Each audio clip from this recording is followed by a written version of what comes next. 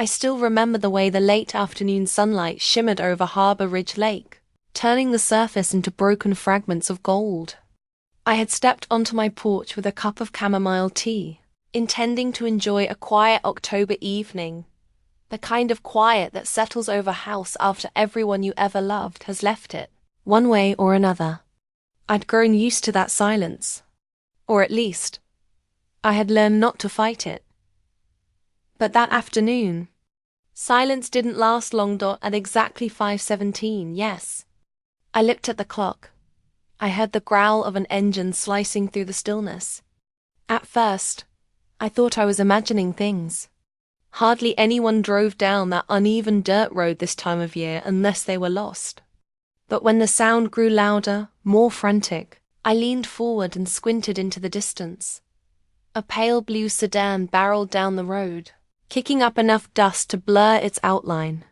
The car was familiar. Too familiar. My daughter-in-law's car. Or rather, my late son's wife's car, Celine. A woman I once tried to love for Lewis's sake. Before everything shattered 6 months ago.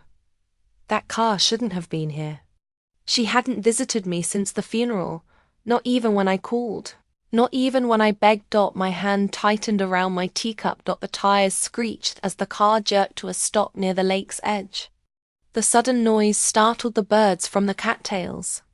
My heart jolted. Something was wrong. Terribly wrong. Celine stumbled out of the driver's side, her movements jagged and unsteady. Her hair hung loose.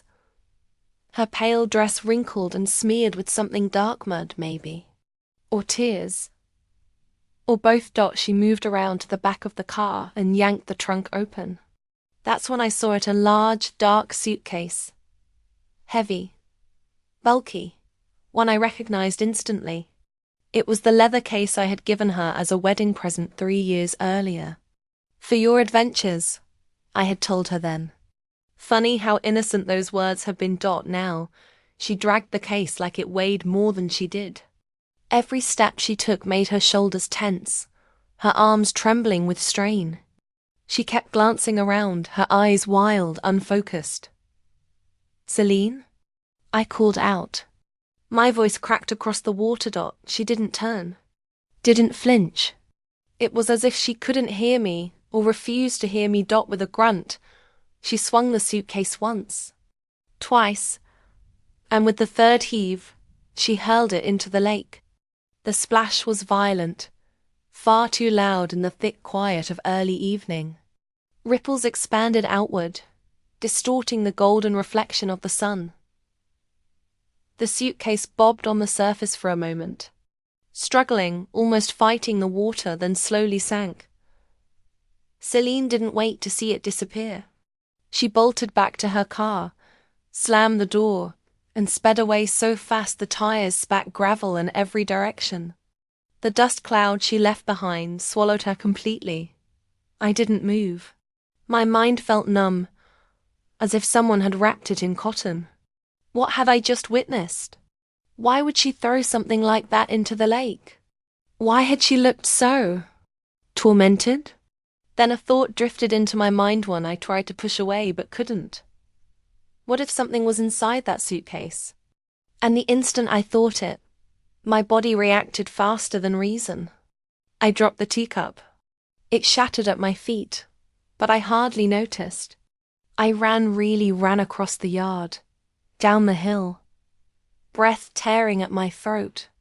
I hadn't run like that in years, not since Lewis was a child, and used to dart toward the water faster than I could catch him. The suitcase was still faintly visible beneath the surface, the last corner sinking like a dying gasp. I splashed into the lake without hesitation, the cold cutting straight through my clothes.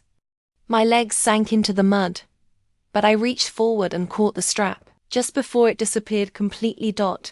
It was heavier than anything I had lifted in years. My arms shook. My breath scorched my lungs. But adrenaline is a powerful thing.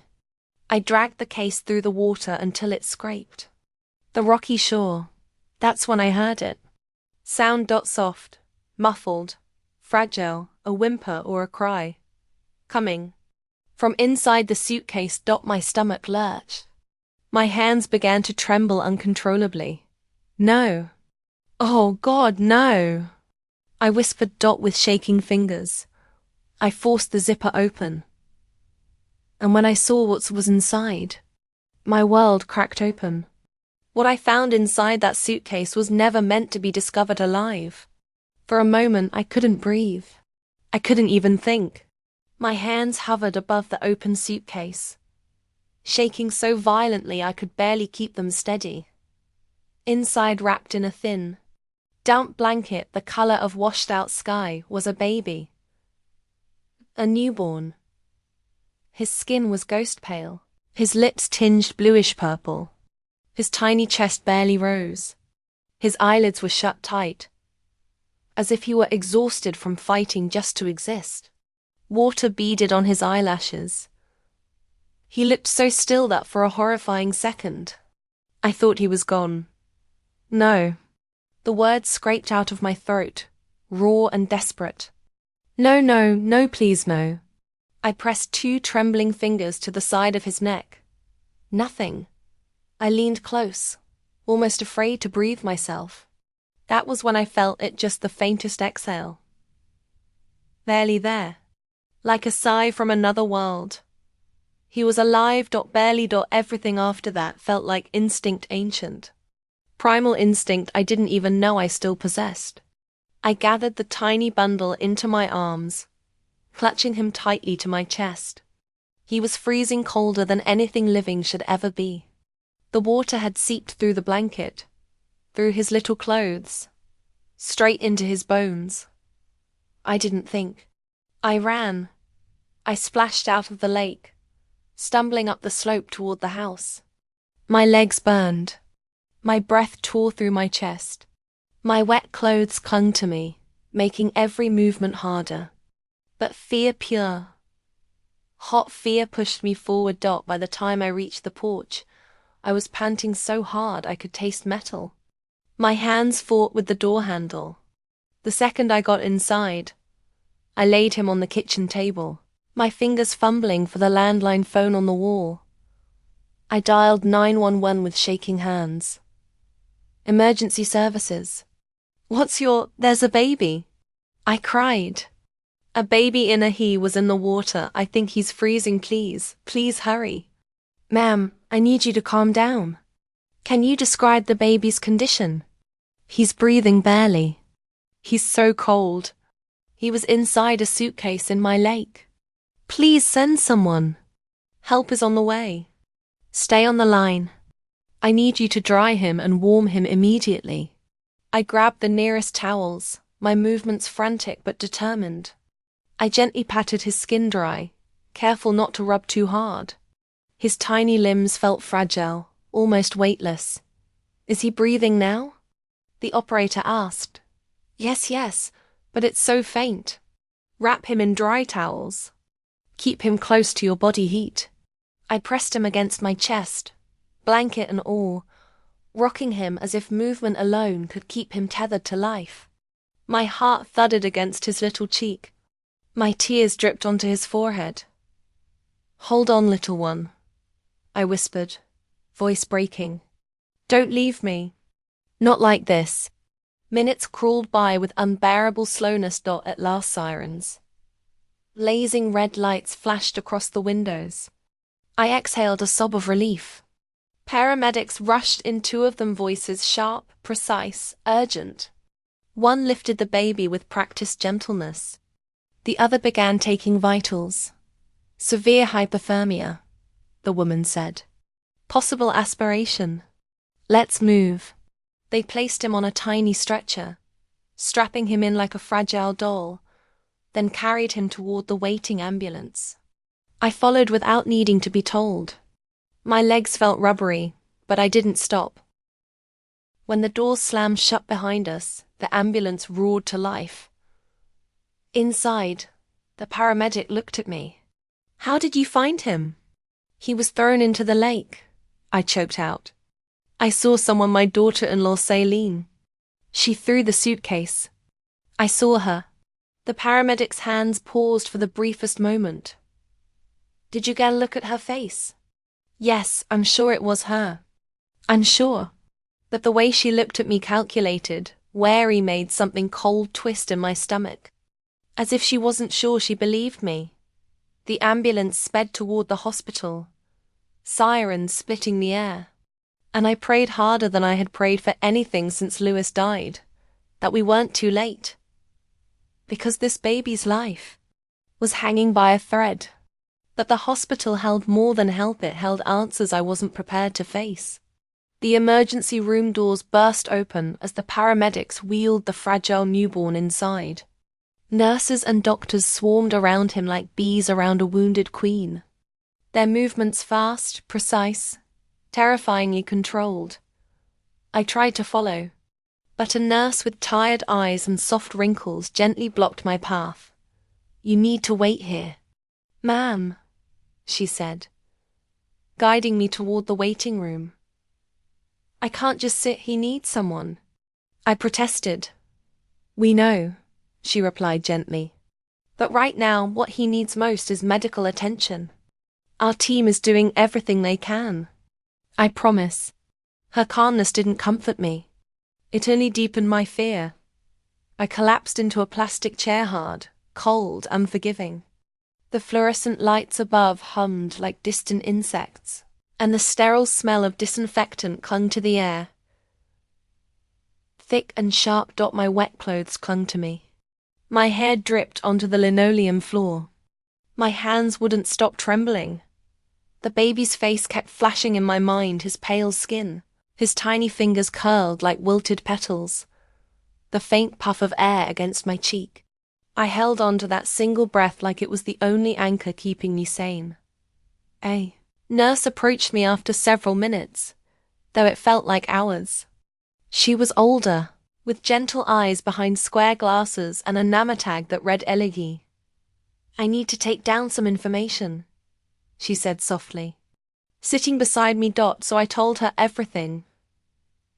From the moment I stepped onto my porch to the second I pulled the suitcase from the lake. I told her how I saw Celine's car, how she threw the suitcase, how she sped away like the devil himself was in pursuit. Elodie listened without interrupting, her face unreadable. When I finished, she exhaled slowly. It's a lot to take in. The police will want your full statement. This is potentially a criminal matter. Potentially, I whispered, incredulous. Someone tried to drown a baby. Her eyes darkened. Yes, and we're going to find out who. Silence settled between us, heavy and suffocating. My thoughts spiraled. Why would Celine do something so horrific? Was she capable of this kind of cruelty? And if she wasn't, who did I really see? Before I could unravel the tangled mess inside my head, a doctor approached us. He was young, with dark circles beneath his eyes and a solemn expression. I'm Dr. Mendel, he said. You're the one who brought the infant? Yes, I croaked. He's stable for now, the doctor said.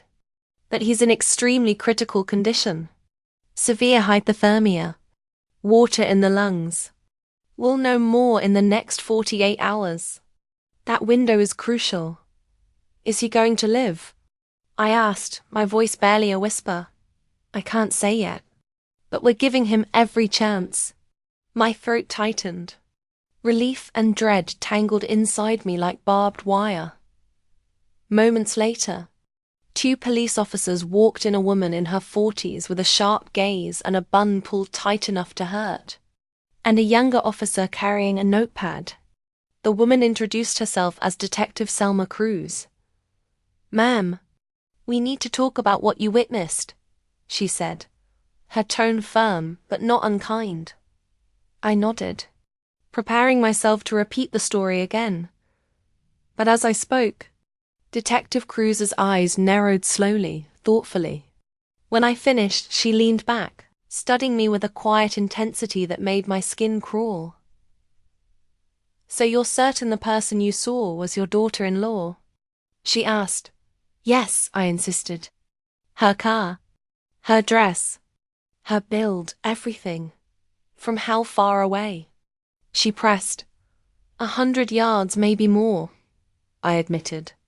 But I know what I saw. Her expression didn't change, but her silence said everything. She wasn't convinced. Not entirely. Ma'am, she said carefully, we reviewed a traffic camera feed near a shopping plaza 15 miles from your home. Your daughter-in-law's car was recorded there at the same time you claim she was at the lake. My stomach plunged. That's impossible, I stammered. There must be a mistake. Detective Cruz folded her arms. We're still investigating, but we need to consider every possibility, including misidentification. Are you saying you think I'm lying? I whispered, horrified. No, she replied. But things aren't adding up. Her partner scribbled notes rapidly, glancing at me like I was a puzzle piece that didn't fit. Something icy slithered down my spine. Not the cold from my wet clothes, but dread. Maybe I was wrong. Maybe grief had blinded me. Maybe Celine wasn't the one I saw at the lake. Or maybe someone wanted it to look that way. But the real truth was far darker, and it was about to drag me into a nightmare I couldn't escape. I didn't go home that night. I couldn't. The hospital waiting room had become the only place where my thoughts felt contained, fragile, chaotic, but contained nonetheless. Every few minutes I would look toward the hallway that led to the neonatal intensive care unit. I kept expecting someone to come tell me the baby hadn't made it. Every second stretched thin, like it might snap and leave me in pieces around midnight. Detective Cruz returned. She sat next to me, her voice lower, almost gentler. We need to go over the timeline again, she said. I repeated everything. My eyes were swollen from crying, my throat raw, but I forced myself to speak clearly. She nodded, asked a few clarifying questions, wrote down every word. Yet her expression never softened, never gave anything away. When she finally closed her notebook, she sighed. This is going to be a complicated investigation, she said. Especially since we still can't locate your daughter-in-law. Her phone is off. Her home is empty. No recent credit card usage. It's as if she disappeared long before today. My heart clenched. Do you think she ran? I whispered. I think someone like her doesn't run unless she has something to hide. Cruz replied.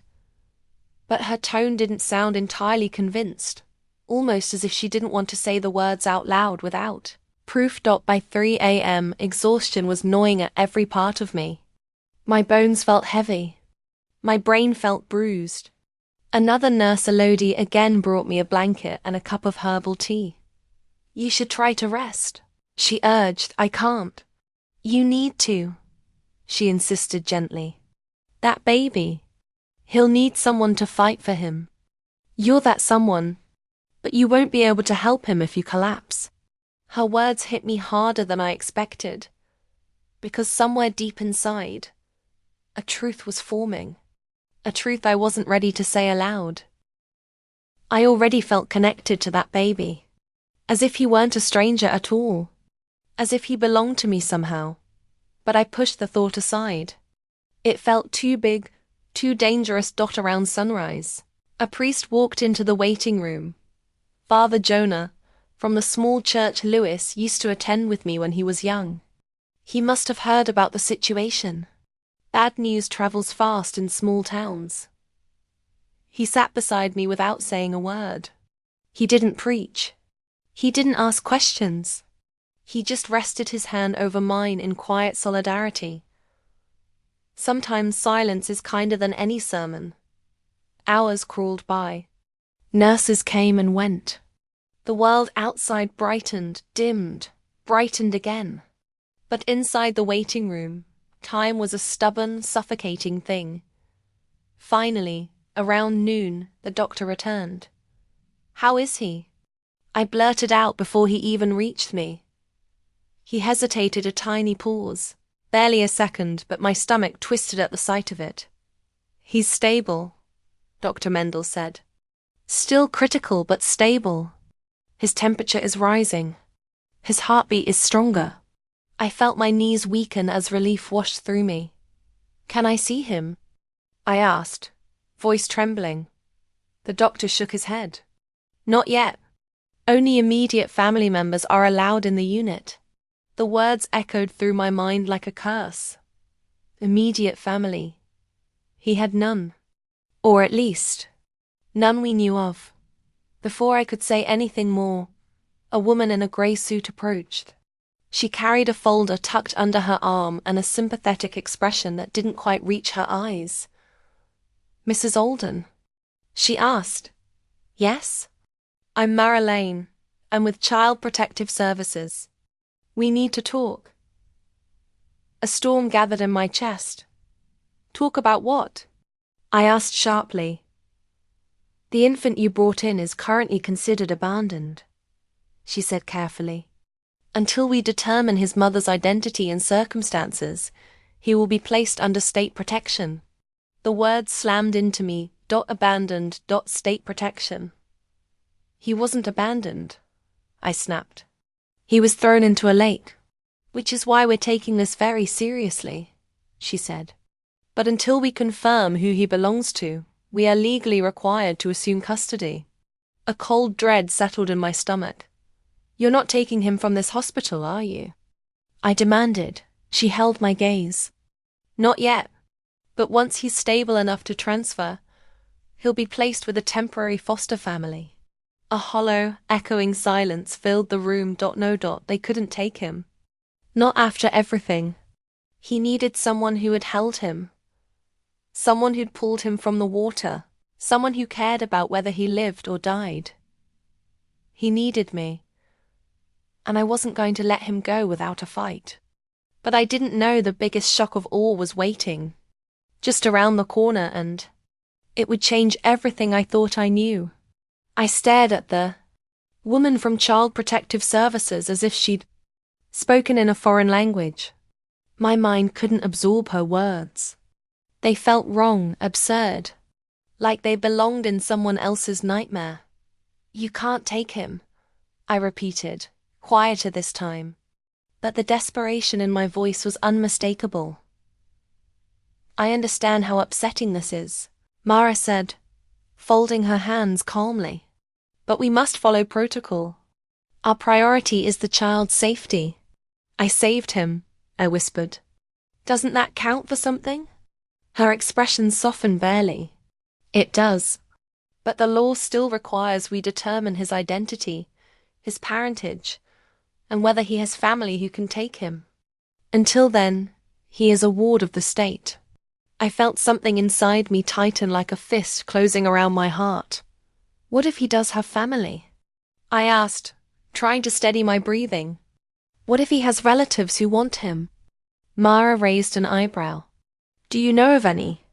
My tongue pressed against the back of my teeth. I opened my mouth and closed it again, because the truth was something I hadn't dared say aloud. The baby had looked familiar, not obviously, not in a way that could survive scrutiny. But when I held him against my chest, when his tiny hand curled around the edge of my shirt, something in me had stirred. A flicker of recognition, a spark of instinct. An instinct was dangerous.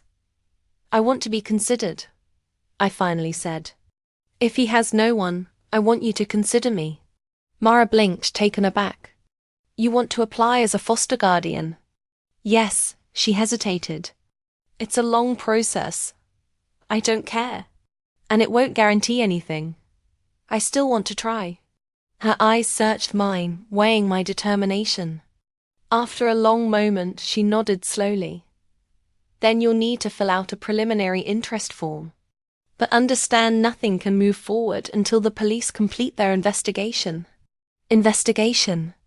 The word felt like a shadow settling over me. After Mara walked away, I let myself sink into the chair and covered my face with my hands. My thoughts were a maze, every path leading to more fear, more questions, more uncertainty. Why had Celine vanished? Why did the baby feel familiar? Why had the suitcase felt heavier than guilt itself? And why did I feel, deep in the marrow of my bones, that this child was connected to my son? I didn't have those answers. Not yet. But I had a feeling I was about to dot as the afternoon sun slid across the waiting room windows. Detective Cruz approached again, this time with hesitation in her step. "We found something," she said. My breath caught. "What?" "Your daughter-in-law's car." I stood so fast the blanket around my shoulders slipped to the floor. "Where?" I demanded. "A rest stop off Highway 2. Abandoned. No sign of struggle. No blood. No belongings." "Is she okay?" I asked, though I wasn't sure I wanted the answer. "We don't know," Cruz said. That's not all." She handed me a photograph printed hastily, the edges still warm from the machine. A grainy image. A dark hallway. A motel security camera shot. In the frame was a woman holding a bundled newborn. She was moving quickly, head down. "Is this her?" I asked, squinting. "We think so. The timestamp is from last night, around 3 a.m. "That's impossible," I breathed. "She threw the suitcase into the lake hours before that." Cruz's expression shifted, something between concern and suspicion. "Mrs. Alden," she said slowly. "What if the woman at the lake wasn't Celine?" A chill spread through me like frost. "What do you mean?" Cruz pointed at the photo. "Look closely at the baby's blanket." My stomach dropped. It was the same pale blue blanket the infant had been wrapped in when I pulled him from the suitcase. My head spun. I gripped the edge of the chair to steady myself. "She had him," I whispered. "She had him before the lake." Cruz nodded grimly. "Which means either she fought someone for him, or she gave him to someone. Gave him to someone who tried to kill him," I said, my voice breaking. "We don't know that yet." Cruz paused. "But we also found something else." She reached into a folder and pulled out a sealed plastic evidence bag. Inside was a piece of paper, wet, wrinkled, nearly falling apart. But the handwriting. I recognized it immediately. It was my son's. And what Lewis wrote on that note would rip open a secret I never knew existed. My fingers trembled as Detective Cruz placed the evidence bag into my hands. Even through the plastic, the sight of my son's handwriting hit me with the force of a collapsing wall. The looping letters, the slight downward slant, the way he pressed too hard on the curves of his R's. I would have recognized it anywhere. Where did you find this?" I whispered. "In the glove compartment of your daughter-in-law's car," Cruz replied. "It was tucked underneath the registration papers." My pulse hammered in my ears as I carefully unfolded the damp paper inside the bag. The ink had bled in places, softened by water, but the message was still legible. And when I read it, I couldn't breathe. "Mom, if anything happens to me, trust no one but the baby. He's innocent. Please protect him." My vision blurred. The room tilted. A desperate sound escaped me. A tiny choked gasp. I couldn't stop. "Lewis. My Lewis wrote this. And it was dated 2 weeks before his death." I pressed the note to my chest, plastic and all, as if I could somehow pull my son back through the ink. Cruz watched me quietly, giving me space to absorb a truth that felt like a blade. "He knew," I whispered. "He knew something was coming." Detective Cruz nodded. "It appears he believed he was in danger." "In danger from who?" I demanded. "From Celine? From someone else? From—" "We're not ruling anything out," she replied. "But we need your help to understand what was happening in his life before he died." I sank slowly into a chair, my knees weak as paper. Lewis had always been secretive. Sweet, brilliant, restless but secretive. Even after marrying Celine, he tucked away pieces of himself. I told myself it was normal, that every couple had their mysteries.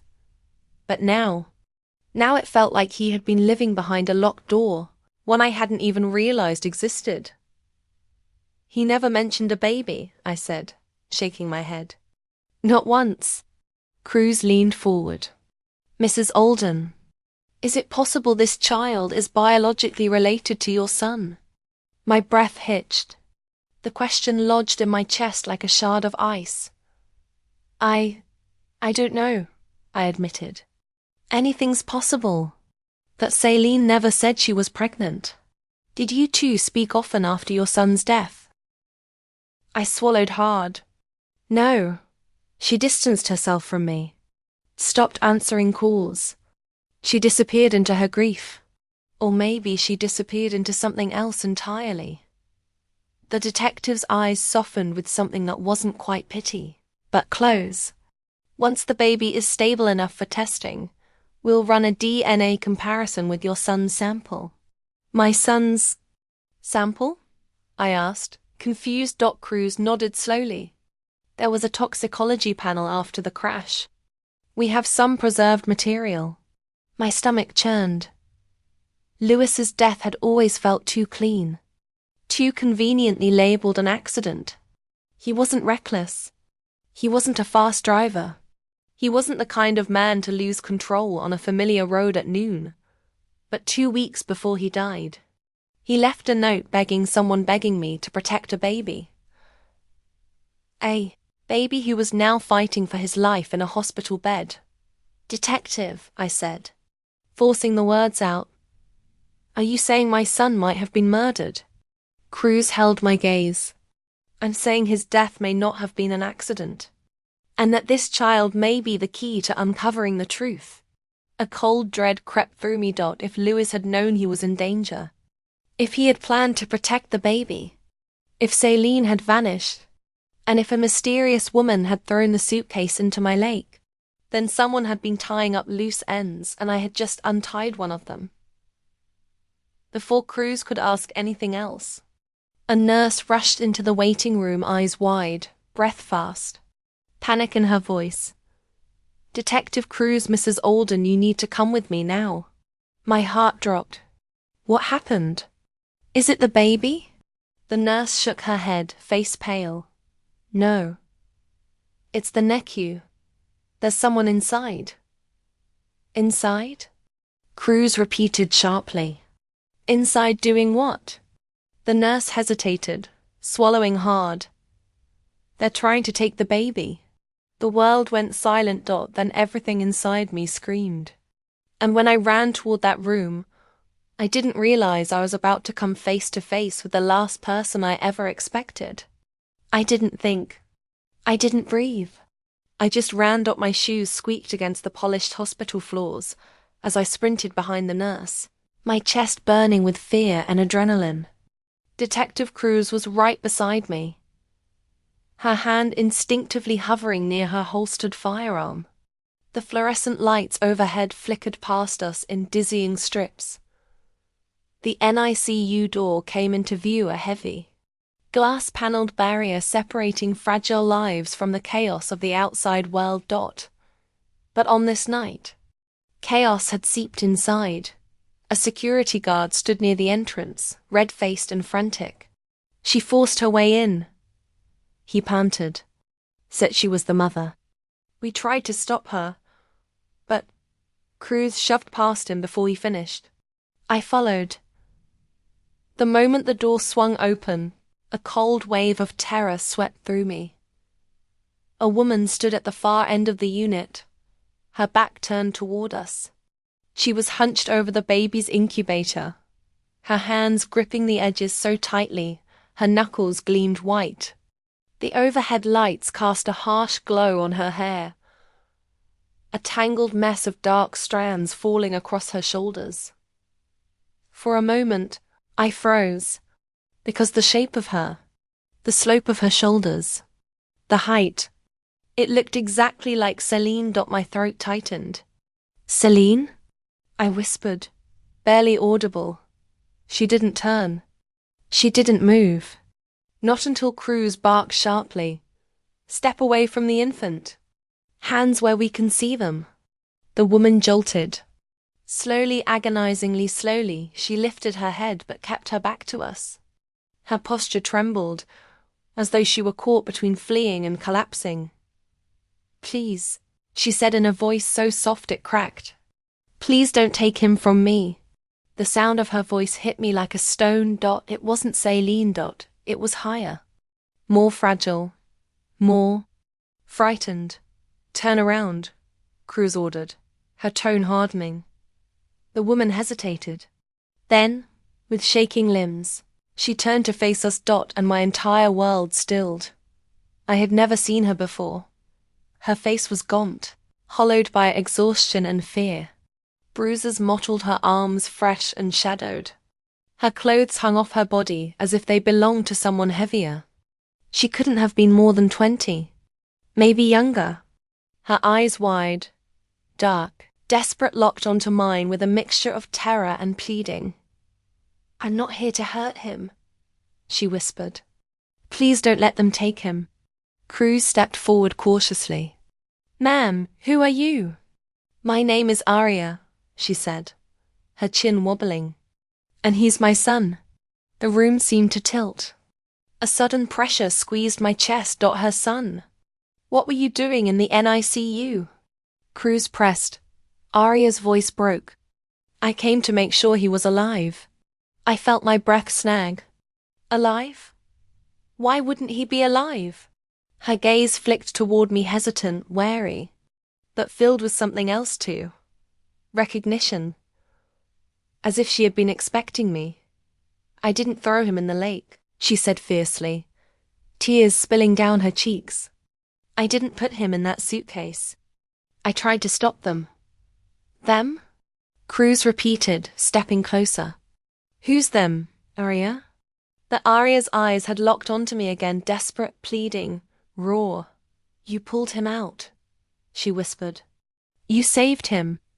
I prayed someone would. I prayed someone kind would find him." My throat tightened painfully. "Aria, tell us what happened." Her breath shuddered. "I didn't know what they were planning," she said, clutching the incubator rim. "I didn't know they were going to take him. I thought we were going to a safe place. But then everything went wrong." Tears streamed down her face faster now, dripping onto the sterile floor. "They said the baby was a problem," she whispered. "They said he had to disappear." My heart twisted violently. "Who said that?" She swallowed hard. "The woman who forced me into the car. The woman who told me she was helping me." Cruz leaned in. "What was her name, Aria?" Aria trembled so hard I thought her legs would give out. She said her name was Celine. My blood ran cold. Cruz's eyes snapped toward me. That couldn't be possible. Celine had been gone for months. Missing. Unreachable. But Aria wasn't done. And she wasn't alone, Aria whispered. "There was a man with her. He said they were finishing what they started." The room spun. My pulse roared in my ears. "What they started?" Cruz repeated sharply. Aria nodded, her voice barely a breath. "With Lewis." My knees buckled. Everything inside me shattered.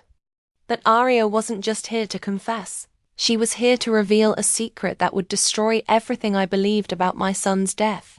For a long moment, no one in the NICU spoke. Not Cruz, not the nurses, not even me. The silence pressed against my ears so tightly it felt like the room itself was holding its breath. Aria stood shaking, her hand still pressed to the incubator window, as if the thin layer of glass were the only thing tethering her to sanity. Tears streaked down her face, but she wasn't sobbing. This was the quiet kind of crying. The kind born from a grief too deep for sound. Cruz recovered first. "Aria," she said gently, but with authority behind every syllable. "I need you to tell us exactly what you meant by what they started with Lewis. What happened to my son?" Aria's eyes flickered to me again. Something in her expression shifted fear. Yes, but also guilt. Heavy, suffocating guilt. I didn't know who he was at first, she whispered, her voice shaking. Not until later. Not until she told me. She? Cruz prompted. Arya nodded slowly. Celine. Hearing her name out loud sent a cold tremor through my body. Arya took a shaky breath and continued, her words coming in trembling bursts. She found me last year. I was in a bad place. Alone. Pregnant. Afraid. She said she wanted to help me, said she knew what it felt like to be abandoned. She promised she'd get me somewhere safe. Her shoulders hunched inward, as if bracing against a memory too painful to carry. But she wasn't helping, Arya said, voice cracking. She was. Watching me. Controlling me. She made me stay in this secluded house. She said it was for my own good. But then... She paused, swallowing hard. Then a man started visiting. He and Celine argued all the time. I could hear them through the walls. They talked about money, about danger, and about a man named Louis. I felt my heart cave in. What did they say? I forced out. Arya shook her head rapidly as if trying to escape the memory. I only caught pieces. But I remember one thing clearly. She said Louis had ruined everything, that he had found out the truth, and that he needed to be taken care of. A shockwave ripped through me. No, I whispered. No, that can't be. But Arya wasn't finished. She said he was getting close to finding out what they were doing with the money. Something about accounts he wasn't supposed to see. And she said she warned him to stay quiet, that she begged him to walk away. Her voice dropped lower, but he didn't. And they made him pay for it. The room spun so violently, I had to grip the back of a chair to stay upright. What happened to my son? My voice cracked. Tell me. Arya's knees buckled. She sank onto a stool beside the incubator. It wasn't an accident, she whispered. That car crash. Celine arranged it. She said Louis had become a liability. She said the only way to save herself was to erase him. My breath left me in a single broken gasp. I staggered backward. The world was collapsing in slow motion. Louis, my son, murdered. And Celine, the woman he trusted, the woman he married, responsible for every piece of it. Cruz's expression hardened into steel. Arya, how do you know all this? Because I heard them, Arya cried. I heard everything. And when the baby was born, my baby, Celine said he was evidence. She said she couldn't risk anyone tracing him back to her, or to what they'd done. I blinked, confusion piercing through the grief. Tracing? But he's your baby. Arya hesitated. And then she said the words that split my world open. He's not just mine. Her trembling hand lifted to her mouth. He's Louis's. The room fell away. Time fractured. My heartbeat thudded in my skull. No. My voice cracked. No. That isn't. He would have told me. He didn't know, Arya whispered. Not at first. We met months before he died. We didn't mean for anything to happen. But it did. And when I told him I was pregnant, he promised he would help me. He said he needed time to figure out how. Her face crumpled. But Celine found out. And she said the baby would destroy everything. She said Louis betrayed her. And then, everything spiraled. The note in my pocket, the one Louis wrote, burned against my skin. Trust no one. But the baby. My son hadn't been warning me. He had been begging me. Cruz stepped forward. Arya, where is Celine now? Arya shook her head helplessly. I don't know. After they took the baby from me, everything happened so fast. They forced me out of the car near the woods. I ran until someone found me and brought me here.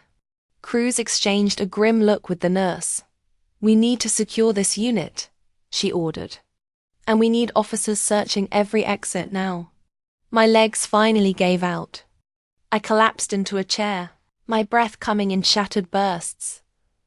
Arya was still trembling beside the incubator. He's Lewis's child, I whispered to myself. My grandson. Arya nodded weakly. And they'll come back for him, she said. They won't stop. A cold dread twisted inside me. Because if Celine had killed my son, if she had tried to kill this baby, then she wasn't just running. She was hunting. And the next time we saw Celine, none of us would be prepared for what she came to finish. The hospital descended into controlled chaos. Nurses sealed the NICU doors. Security tightened every exit. Officers rushed down hallways with radios crackling urgent commands. But even with all the effort, I couldn't stop trembling. Celine. Out there. Alive. Hunting. I looked at Arya, my son's secret love, the mother of his child, and realized she was just as terrified as I was. Her thin arms wrapped around herself, as though trying to hold together the pieces of a life shattered far too early. Detective Cruz turned to me, her voice low and urgent. Mrs. Alden, you need to stay behind me. If Celine shows up. If? I snapped, unable to control the bitterness rising inside me. She killed my son. She nearly killed this baby. She's not done. Cruz didn't argue. Just then, the overhead lights flickered. A brief blink. Barely a second. But my heart stopped. Hospitals don't flicker. Arya stiffened. She's here. I didn't know how she knew. That she was right. One of the officers. Radios burst with static before a voice broke through. Security breach on the east stairwell. Someone bypassed the lock. Cruz swore under her breath and motioned for the officers to follow her. Stay with the baby, she ordered me. But stay? When the woman who murdered my son was stalking the very hallway where his infant lay helpless. No. I couldn't stay still. I stepped closer to the incubator where my grandson lay, his tiny chest rising and falling beneath a tangle of wires and monitors. His skin held a faint blush of warmth now, stronger than before. Alive. I'm here, I whispered. And I'm not letting anyone take you. A sudden crash erupted from the hallway, something metal slamming against tile. Arya screamed. I grabbed her arm and pulled her behind one of the nurse stations. Then the NICU. Door began to rattle. Cruz was still in the hallway. The officers were scanning the wrong wing. I felt my pulse thundering in my ears. Don't make a sound, I whispered to Arya. She pressed her hands over her mouth. Tears dripped down her cheeks. The rattling turned to a slow squeal. And then the door opened. She walked in like a ghost from a life I wanted to forget. Celine. But she wasn't the woman I remembered. Her once perfect hair hung limp and wild. Her eyes, once bright with feigned gentleness, were now sharp and feverish. A sick sort of calm clung to her posture. She didn't see us at first. Her gaze went straight to the incubator. There you are, she murmured. You shouldn't exist. Arya let out a shaky sob. Just loud enough. Celine froze, turned. And her eyes locked onto me. Well, she said softly, I suppose this ends where it should have months ago. I stepped forward, heart pounding but steady. Why, Celine? Why did you do this to my son? She tilted her head, a twisted mockery of sympathy. Lewis made choices. He broke our agreement. You can't survive in the world he stepped into unless you follow the rules. What rules? I demanded, but she just smiled. You're better off not knowing. She took a step toward the incubator. I stepped in front of it. You're not touching him. Her expression hardened. Move. No. Something in her snapped. She lunged. I barely registered the motion, only the surge of instinct as I shoved the nearest metal rolling cart into her path. It crashed into her legs. She stumbled backward, hitting the floor with a sickening crack. Before she could scramble up, Detective Cruz burst into the room, gun drawn. "Don't move." Celine froze, her breath heaving, her face twisted with fury. "It's over," Cruz said. Celine's eyes flicked toward the baby, then back to me. "You think you've won?" Everything he knew, everything he was involved in it, doesn't end with me. And then her expression shifted into something I couldn't name. Pity, warning, or a final threat. Before Cruz could reach her, Celine bolted toward the glass wall far faster than anyone expected. She threw herself against it. The glass shattered, and she disappeared over the mezzanine railing. By the time security reached the floor below, she was gone, vanished into the night. The nightmare wasn't neatly resolved. Not every question was answered. Some doors stayed locked. But the baby lived. And in that moment, that was enough. Cruz returned to the NICU, breathless, shaken. "She's gone. But we'll find her. I promise you." I didn't look at her.